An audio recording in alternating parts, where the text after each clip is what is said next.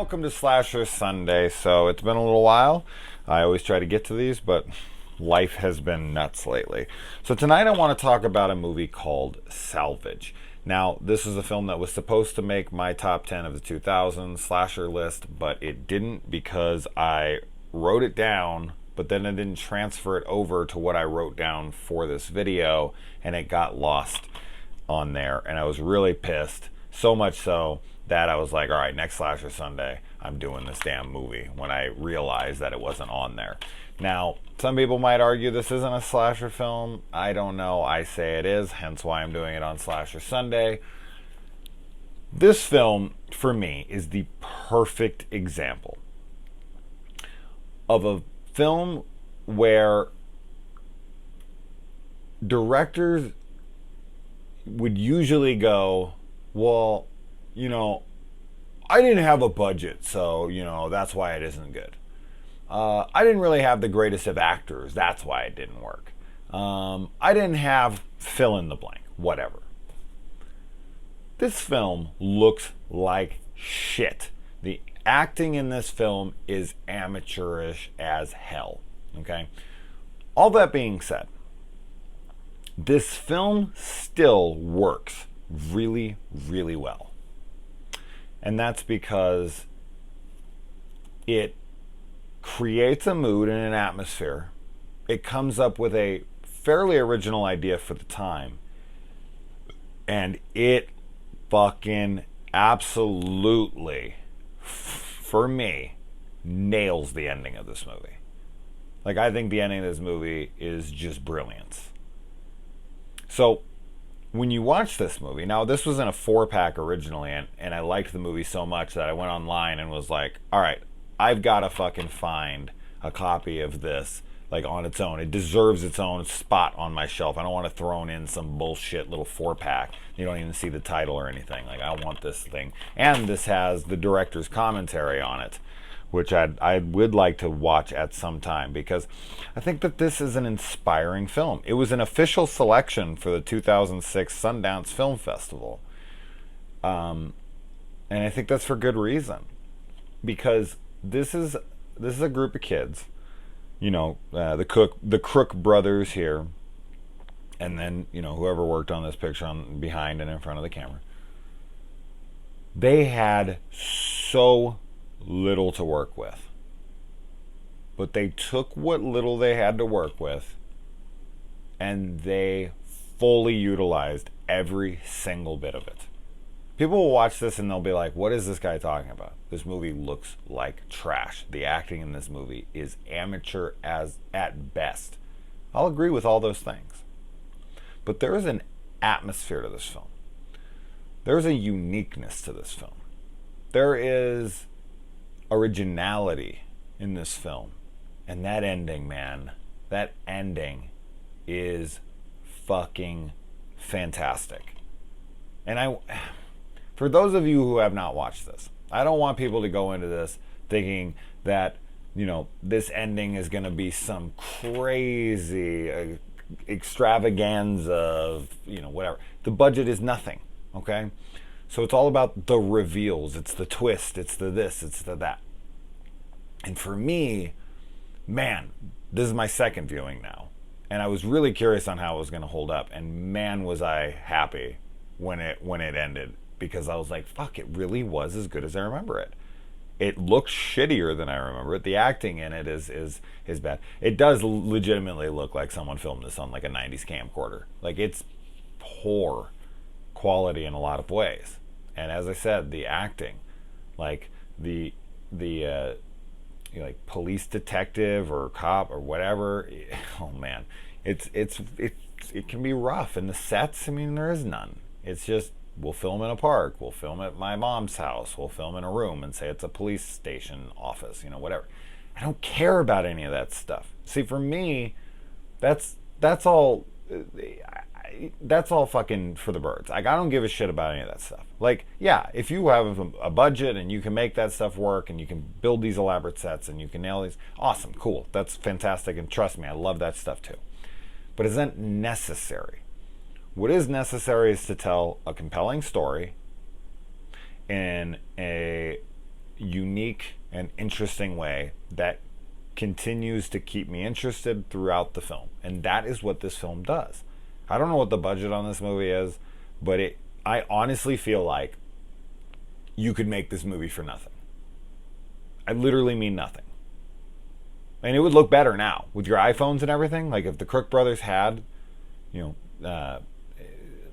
the option of the iPhone, if they had that at their disposal, and then the editing software that they have today, because this film's like 2006, I want to say. They probably filmed it in like 2004, 2005. This was a while ago. Like cameras and editing equipment and everything was not what it is now. Like they would have made this look even better. There's nothing in this film that you would need for money, because they don't really use any real lighting. Like everything is pretty piss poor looking. But it's just the way that they execute this, the way that they play this story out, the idea behind it. Now, this film kind of reminds me. Now, if you haven't seen this movie, please watch it. And as I said, a lot of people will be disappointed. They'll be like, I don't know what the fuck this guy's talking about. This movie's trash. I just disagree. I disagree. So does Sundance, obviously. And I know a few other people who love it as well. So there are people who agree with me here. I just think there's something special to this film. I think it is an extremely overlooked movie. And it bums me out to look at the Crook brothers' filmography and to see that they did, shit before this and shit after this. And when I say shit before this, I mean like trash. What looks like trash. And then after this, it doesn't really look like they did much. That's a damn shame. That's a damn shame. Because this has all the makings of filmmakers that could do something pretty damn cool. It reminds me of Mike Flanagan's Absentia. He made that, and then he went off, and they recognized his talent, what he had on that film, and then he went off and, obviously had the career he's had now. And I just think that this film has so much to offer. Now, there's some really badly placed, special effects, where this guy's eyes have been poked out or whatever, and it's clearly just some computer animation black over his eyes that barely even follow his eyes as he moves. It's bad. As I said, the way the movie looks, the production value, there is no production value. I'm telling you, this movie was made for $0.00. They got together with their friends and they made a movie, and it lands, and that's insane. So, okay, I do want to get into spoilers, but I hope that people will check this out with an open mind. And if you're a fan of ultra low budget cinema that is trying to create something new and atmospheric with a kick-ass ending, in my opinion, then this is a film for you. If you're like somebody who thinks that only high production value, jump scare a minute, fucking insane gore, all that is an absolute necessity, then this ain't for you. So anyway, I'm going to talk about spoilers. Mostly I want to just talk about the ending, but regardless. All right, so in the beginning, Claire is waiting. Claire, yes, it's a fat girl's name, but not of present. She's waiting for her boyfriend Jimmy to come pick her up, and some fucking total stranger comes and picks her up instead. And she gets in the car reluctantly, as one would.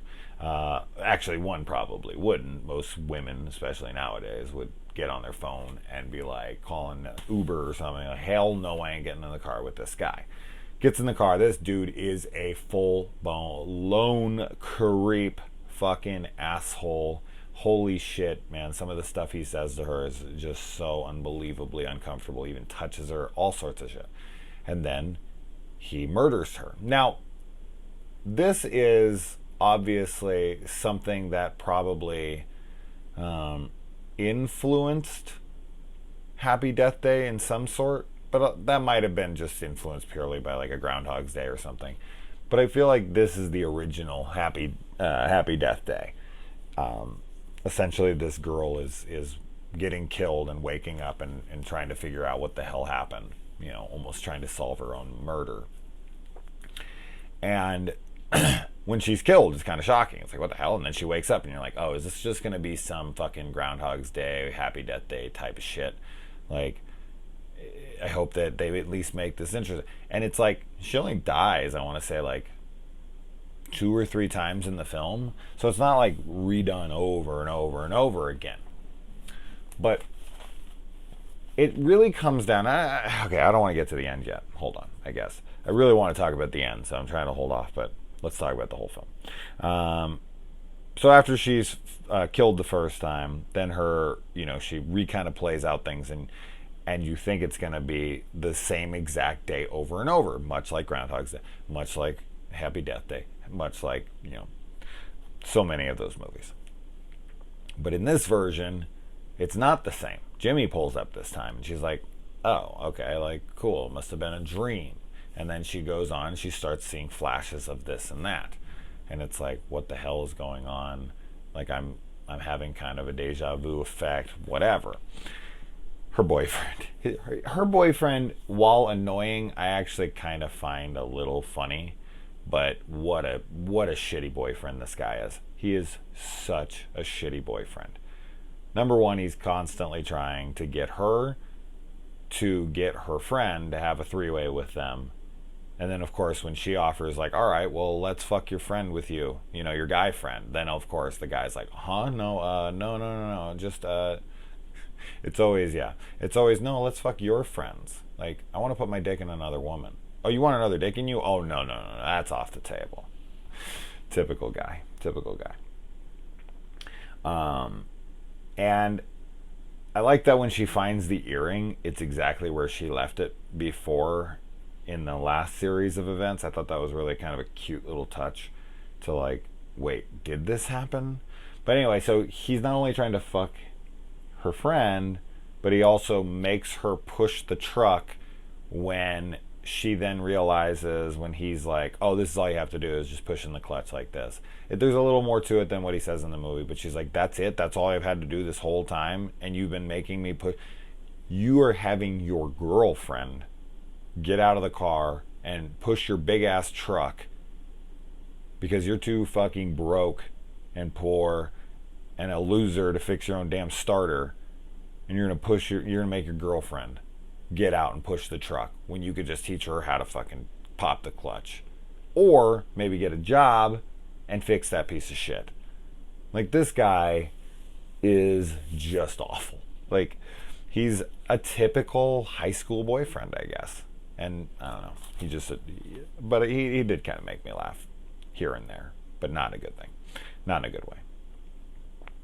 The main girl in this movie has a great body, and I always wonder, because they have 2 shower sequences in this, or 1 bath scene and 1 shower scene, and this girl's got a fucking fantastic body, you can just tell. I always wonder, because girls have these incredible bodies at this age, 20s, 30s.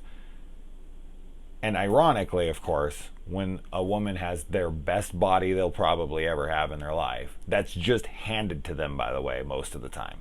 Like, at that age, a lot of them are just 20 years old. They can eat whatever the fuck they want, and their body is just amazing, And that's the moment when they're the most insecure about their body, when their body looks the best it will ever probably look in their life. Now, some women, yes, they hold their body, and some women get a better body later on, but typically a woman has their best body when they're in their 20s or 30s, and especially when they're in their 20s, they're the most insecure about their body than they will ever be in their life.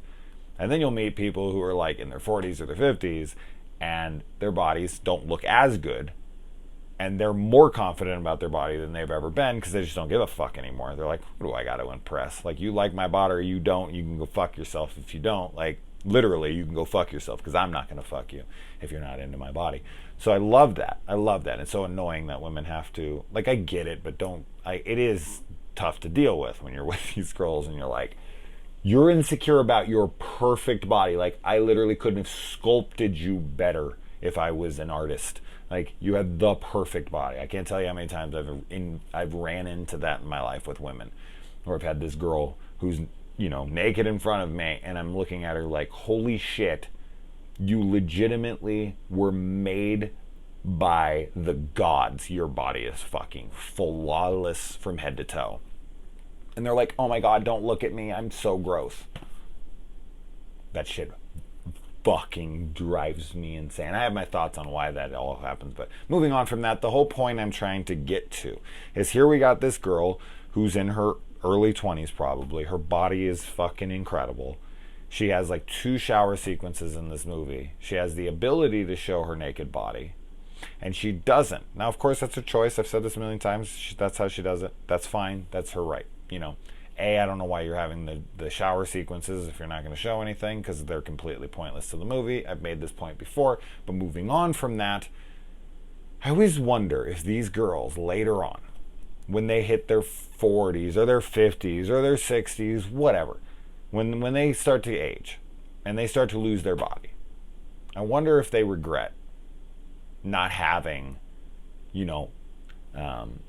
put their perfect 20-year-old body on film forever for the world to see. Like, remember when I had that body? Like, that's what I would want. Like, I know some of them are like, oh, people won't take me seriously. My kids will see it one day, whatever. But I remember, and what made me think about this is I think it was a Sex and the City episode or something. I want to say maybe that's what it was. Maybe not. Maybe something else. I don't remember. But whatever it was, I'm pretty sure it was Sex and the City. I think it was when Carrie came over to Samantha's house and she had a painting done of her in the nude, and she was like, I want to remember my body like this forever. And I was like, yeah, and it started making me think, like, wow, like, that is true. Like, when you put it to film like that, especially like film that everyone can see, everyone can be reminded of how perfect your body was, and it's there forever. And it's like you blew that opportunity to, imprint yourself for eternity. Well, as long as, film lasts in this world, which is not eternity, unfortunately. And that's actually something that depresses me all the time, to think about, like, thousands of years from now, every single film that ever existed, the entire history of Hollywood, all of it will be completely gone. It will not exist anymore. Like, there will be a time where Pulp Fiction or something doesn't exist. Like, fast forward the clock 100,000 years, doesn't matter. It'll be gone. And that fucks my head up. Like, I can't, my brain, it shuts down when I think about that stuff. That's how much I love film. Anyway, wow, I just talked for 7-10 minutes about naked bodies and film disappearing. But yeah, I don't know. When I was watching this movie, I was looking at this girl's body, and I was just thinking, like, this movie's 14 years old now. She might still have a great body. I mean, it's possible for sure. She's probably only in her late 30s now, like my age. She's probably on my age. Yeah, it's possible she has a really great body. She might even have a better body than she has here. But let's fast forward the clock 15, 20 years from now. She ain't gonna have this body in this movie. I guarantee it. And I wonder if she'll be like, man, I should have just showed it. I should have showed it so I could look back and be like, that was fucking me. Look how amazing I looked.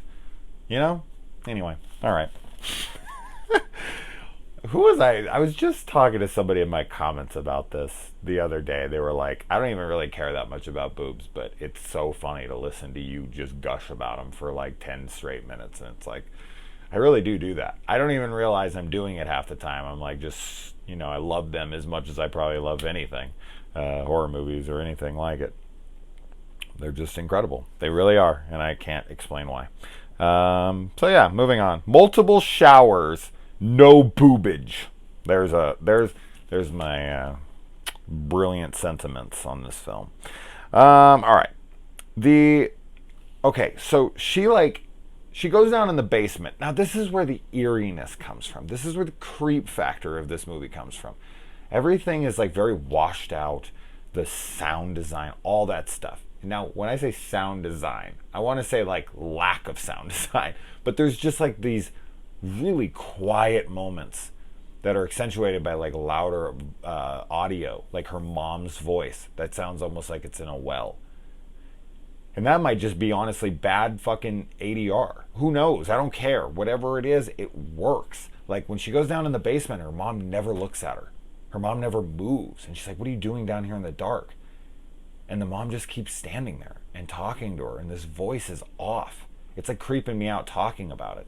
And then I want to say like a Blu-ray transfer of this, because there's this scene where she's like in the kitchen or something, and there's this like weird face, and it looks like kind of like there's a CGI kind of face earlier in the movie that kind of looks like shit, but then there's this like face that just in the darkness, it's like an homage to Halloween, where Michael kind of puts his face in the light and then kind of backs it out, or more like Halloween 4, when Deputy Logan is sitting and watching guard at the Meeker house, and he's sitting there, and he like, you can see Michael's face in the background for like a second, and then when Logan like kind of leans forward, it like disappears into the shadow. It's kind of like that.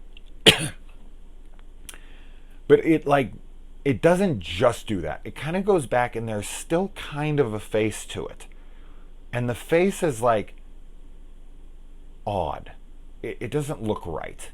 But I couldn't tell because the film looks like such shit. But it looked weird.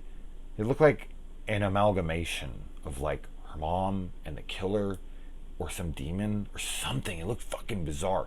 And it was like you could kind of see its lips moving as the mom was talking. It looked like it was the killer, but like trying to look like the mom or something. It was really weird. And it was like creeping me the fuck out in that moment. I was like, what is that? That's so creepy. And then kind of just disappears back in the blackness. Like everyone's out to get her in this movie. Like nothing feels safe. Everywhere she goes, and that's, I think, what always makes great like horror for me, is that the like there is a constant threat at all time. I think like I'm pinpointing what I truly love about a horror film. Like horror films that land for me completely, the ones I blow left, right, and center. It's because they have this constant tension that at literally any moment something could happen. Even if the sequence is three young girls walking home from school, talking about, their boyfriends and whatever.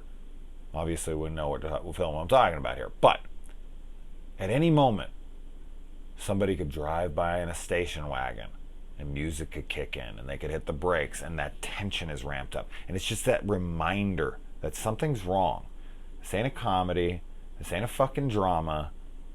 There's a killer out there. There's something bad out there. And this film does that. Just like Hereditary, just like fucking Halloween, just like every great horror film I've seen, there's always, always, always a moment. There's never a moment that you ever feel safe when watching it. I love that shit. And this film does that so well. This review is going to be way longer than it should be. But this movie deserves it. Because I can almost guarantee you, I'm going to look after this is done, actually, and I'm going to see how many reviews this film has. And I bet it has, like, none. I'm going to look, and there's going to be, like, 1,000. I'm going to be pissed. And no one, I can tell you that there's no one that talked about tits for 7 straight minutes. That I can definitely tell you for sure. And if he did, he needs to be my best man at my wedding. All right. Although I could have been a woman, right? Right? I like when she's bored at work and she's just kind of fucking around, because it kind of reminds you of the time before cell phones, on what you did at work, or what you did when you're somewhere, just with no cell phone. She's just trying anything she can to entertain herself. And then I like when she gets attacked in the convenience store, and she has blood all over her face from gouging that guy's eyes out. And then, she comes out to the cops and she doesn't have any blood on her face. She's like, what the fuck is going on? This film right here is another perfect example of a film that could greatly benefit from a budgeted remake. I know a lot of people don't like remakes, but I think that this story is so good, and I think that bring the Cook brothers back. Fucking bring the actress back. Okay, maybe not. I don't know. Maybe. She's okay. No one else, for sure. But no, not the actress back. Get some really great talent here and remake this fucking film. If you don't, I'm gonna. Okay? If you don't, I'm gonna. And the teacher here constantly is talking about what is like the gates of hell. So it's a little foreshadowing for what ends up being the reveal in the end. And and another moment where the boyfriend's a piece of shit. She's like trying to open up to him and bare her soul, and he's like, "Bitch, are you crazy, bitch?" Ugh, I can't stand when guys call women bitches. Like, unless they're legitimately being bitches, then I'm okay with it. But just referring to women as bitches, or like when a woman opens up, "Oh, fucking bitch," like what? Not the time or the place. And yeah, and then she finds a paper that says she's dead, and you're thinking like, oh well, duh, like that's an obvious thing. Like, oh, what a cool twist, what a lame movie. Yeah, that's not what's happening here. And then she finds the body buried, and it's her earring in the grave, which is cool. That's a good little, it's a good little thing. It's a good little, I forget what they call these, but a little plot device, I suppose. But like to show like an earring, so it's something simple where a body's decomposed, whatever, and you just have an earring, and it's like, oh shit, that's her body. It's a smart way to show. And then, yeah, then there's the mom in the basement, this and that. Okay, so the ending. Let's just talk about it. So it's revealed, please watch the movie, but anyway, it's revealed that she is not actually Claire the entire film. Claire has been dead the entire time, and we've never been watching Claire from moment one. This is the killer, Duke, having already been killed by the police, having to relive the murders that he committed and live through the fear of his victims, live through the absolute hell he's put them through, and he has to repeat this forever, having a vague notion that this is happening, having this insanely unsettling feeling of losing your mind, putting himself in the shoes of his victim, not just putting him in that spot where he has to live through their eyes, but actually making them that person. Adopting their personality, adopting everything, but him still being trapped inside of there, experiencing all the misery of the people that he hurt.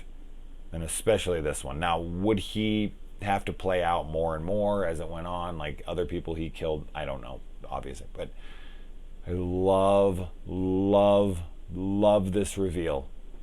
This is something I've honestly don't think I've ever seen ever. And I can't say that almost ever. That's not something I can honestly ever say. But the ending of this film lands so hard for me. I'm like, oh my God, what? You want to talk about hell? Actually making you feel what your victim felt. That helplessness, that fear, and not through your eyes. That's what I'm saying. It's not like, because you're like, oh, I'm not afraid of anything. He's psychotic. He wouldn't get it. No, making them that character, making them that person, experiencing the true fear, the desire to live, the disappointment with having to die young, like all of the feelings you would be feeling in that moment, all the feelings he has to feel while feeling unsettled that something's going to happen to him, that there's no and it's not him. I keep hammering that in, but it's like he has to live through this in the mind of someone else and experiencing it over and over again, but like compounding. Like it keeps happening, and they can't figure out why. And I love it. Like the mom's holding him there. It's like, I'm not your mother. Claire's dead. You're fucking, that is, you're Duke. And he's like screaming, no, no, no. And it cuts back and it's Claire screaming it. brilliance. I just think it's brilliance, and I think this movie does not get enough credit. Okay, I've talked way too long about this movie and tits, but I just think it's a rad flick and it needs more attention, and I hope that it gets it. And one day I would hope that this film either gets remade or we get a cleaner version of this film than the one that freaking Mill Creek or whatever the hell. Mill Creek, no, Echo Bridge. Sorry, Echo Bridge is the same shit to me. Anyway, all right, adios.